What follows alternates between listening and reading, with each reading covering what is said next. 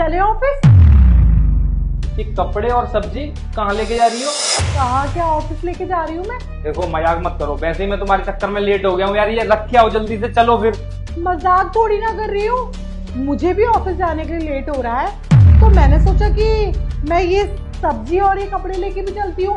वो क्या है ना कि ऑफिस में तो वैसे भी मैं फालतू बैठी रहती हूँ, और ऑफिस के काम के बाद में जो इंटरवल होता है ना, जिसमें मैं अपने दोस्तों के साथ बैठ के गप्पे मारती हूँ, तो उसमें मैं कपड़े धो लूंगी, और जो बाकी का टाइम बचेगा उसमें ना मैं सब्जी काट लूंगी। तो देखो ना, काम भी हो जाएगा और ना टाइम भी कंज्यूम हो जाएगा। देख रहे हो बेटा, लगता है ऑफिस का प्रेशर पढ़ पढ़ के दिमाग खराब हो गया है इसका। अब इसको ये समझ में नहीं आ रही है कि ऑफिस में लैपटॉप लेके जाते हैं या घर के गंदे कपड़े और सब्जी लेके जाते हैं। पापा जी, इसके अंदर बुराई क्या है?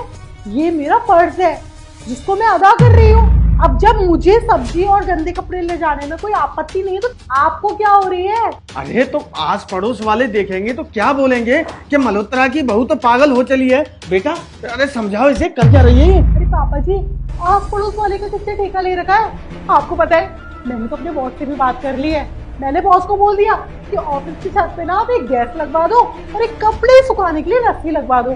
अब मैं कपड़े वहां पर धोऊंगी तो इतनी देर तक रखे रहेंगे तो उनमें तो बदबू आ जाएगी ना, तो हैंड टू हैंड ना ऑफिस की छत पे सुखा दिया करूंगी। और फिर ये सब्जियां अब इनको काट के रखूंगी, शाम को आके जब घर पे खाना बनाऊंगी तब तक तो सब्जियां भी खराब हो जाएंगी।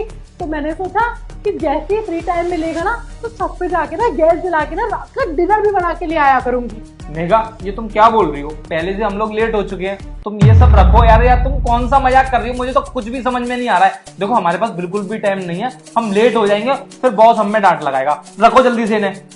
पापा जी, आपकी कमर का और पैरों का दर्द सही है? अब इसका क्या मतलब है? इस टाइम क्यों पूछ रही हो? पापा जी, जितना पूछा है उसका जवाब दो ना।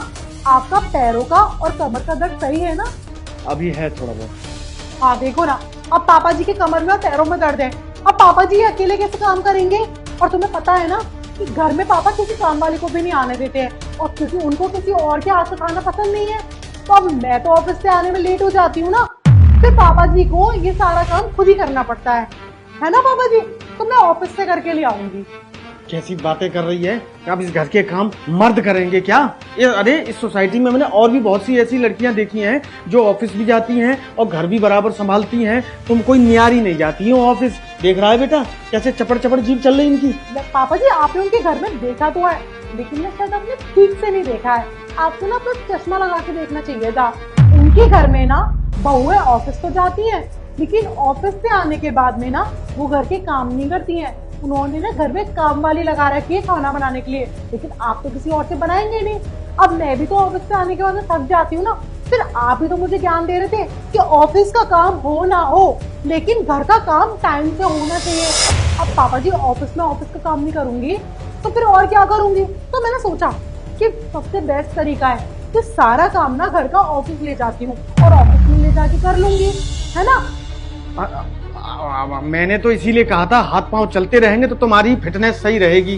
क्या फर्क पड़ता है? देख रहे हो बेटा। पापा जी, इतनी फिक्र आपने मेरी की, उसके लिए ना मैं आपके एहसानमंद हूँ, लेकिन काश आपने इतनी फिक्र ना अपने बेटे की भी करी होती, क्योंकि सेम ऑफिस में हम दोनों सेम टाइम पे जाते हैं और सेम टाइम पे घर पे वापस आते हैं। लेकिन घर पे आने के बाद में मैं फिर भी अपने अंदर ना इतनी गुंजाइश रखती हूँ कि आपके लिए और आपके बेटे के लिए और अपने लिए गरम गरम खाना बनाती हूँ आकर, लेकिन इसके बाद में भी ना मुझे आपके ताने सुनने पड़ते हैं। तो फिर जब हम लोग कमा साथ में सकते हैं तो घर के काम साथ में क्यों नहीं कर सकते हैं? तब तो आपको आपत्ति हो जाती है, तब आपका मेल ईगो आ जाता है कि घर के मर्द घर के काम थोड़ी ना करेंगे।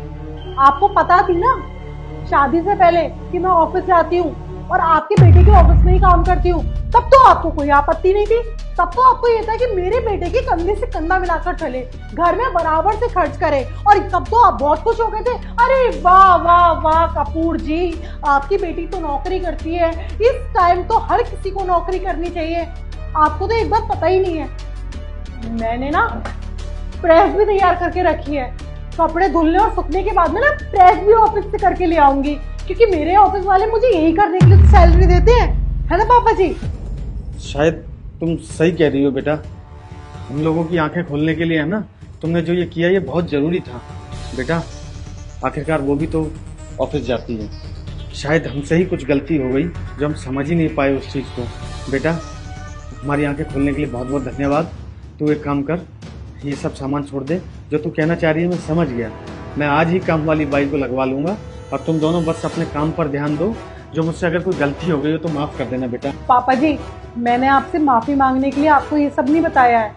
पापा जी, मैं नहीं चाहती कि आप मेरे सामने हाथ जोड़ के माफ़ी मांगे।